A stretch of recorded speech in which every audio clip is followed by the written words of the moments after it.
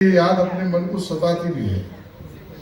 उन्होंने जो बचपन में आपको, आपके परिवार को दिया हुआ प्रेम, साथ, आशीर्वाद और परिवार को आगे बढ़ाने के लिए की हुई मेहनत, ये आज भी इस परिवार के सभी सदस्यों के मन में ताजा है। हम उस संस्कृति से आते हैं जहां पर माँ अपने को तकलीफ झेलती है लेकिन अपने बच्चों को तकलीफ न आए इसके लिए पूरा न्यौछावर है।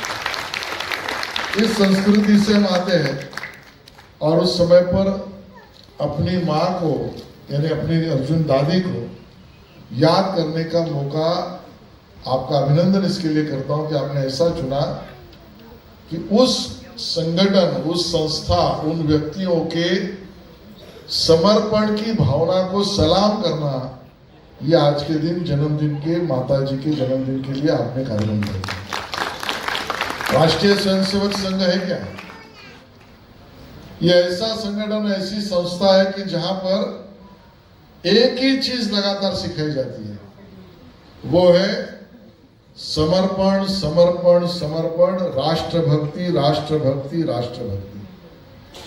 खुद के लिए कुछ नहीं।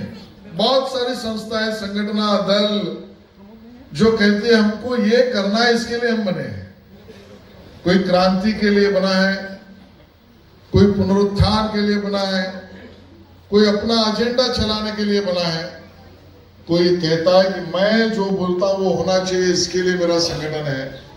लेकिन इस दुनिया में एकमेव ऐसा संगठन है जो किसी पुनरुत्थान, क्रांति, विचार और मैं कहता हूं अहंकार नहीं, मैं काम करूंगा तो जो हमारे पुरखों का सपना पूरा हो, यही सपना हमने देखा है।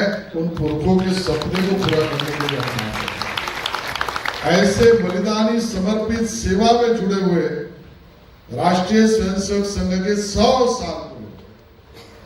और मैं आपको ये भी बताता हूँ, आजकल बहुत सारे संगठन ऐसे हैं जो 100 साल को छोड़ो 25 साल, 50 साल होते हैं तो कहते हैं आवाज कोणाचा, आवाज आमचा, हम बोलेंगे वहीं पर 100 साल पूरा होने के बाद काजल जी, संघ के हमारे सरकारवाह जी ने पूरे देश को प्रेस कॉन्फ्रेंस से कही तो ये बात विनम्रता की कितनी है देखिए।